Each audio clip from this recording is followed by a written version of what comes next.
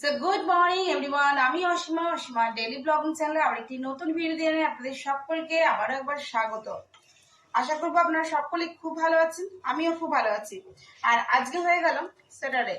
তো আজকে স্যাটারডে ব্লগটা যখন থেকে শুরু করছি, অবশ্যই সঙ্গে থাকুন আর দেখতে থাকুন আজকে ব্লগটা। আশা করবো ভালো লাগবে।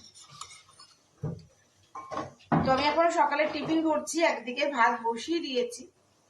আজকে টিফিনে বানাচ্ছি আমি ধোসা, প্লেন ধোসা বাদামের চাটনির সঙ্গে। তো মিঠির তো খাওয়া শুরু হয়ে গেছে। এই হলো আমার বাদামের চাটনিটা, আর আমি এখানে ধোসার ব্যাটার রেডি। তো ধোসা করছি, তো অবশ্যই সঙ্গে থাকুন আর দেখতে থাকুন আজকের ব্লগটা।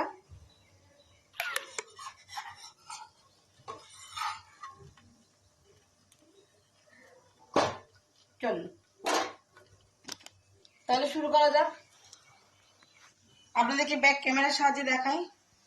যেদিকে কুকারে বসে গেছে আমার ভাত, আর এই করলাম বাদামের চাটনি, আর এখানে আমি করছি ধোসা। কতটা ক্রিস্পি হয়েছে, মিঠিকে দিয়ে দিয়েছি।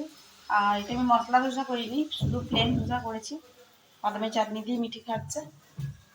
সো আমার টিফিন রেডি হয়ে গেছে, সবাইকে খাবার দেওয়া হয়ে গেছে। এবার আমি করবো যেটা, সেটা দুপুরের লাঞ্চ। আর আমি এখন সবজি কাটবো। তো দেখো আমি নিয়েছি সবজির বাস্কেট আর বুটি। তো চলো ঝটপট লাউ দিয়ে মুসুরির ডাল আর ভেন্ডি আলু ভাজা ডিম ভাজা করবো। চলো দেখতে থাকো। তাই না?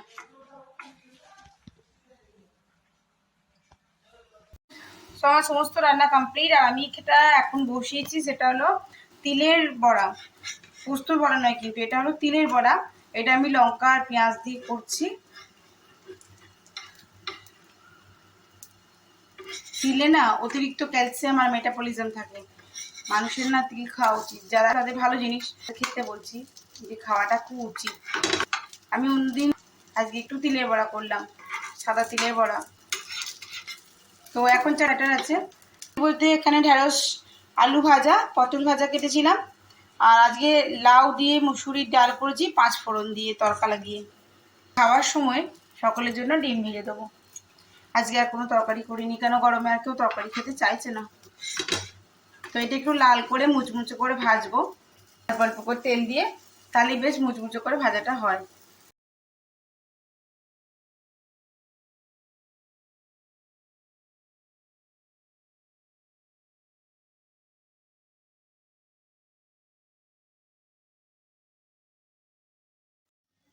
তো আমি এখানে ডিম ভাজা বসিয়ে দিয়েছি।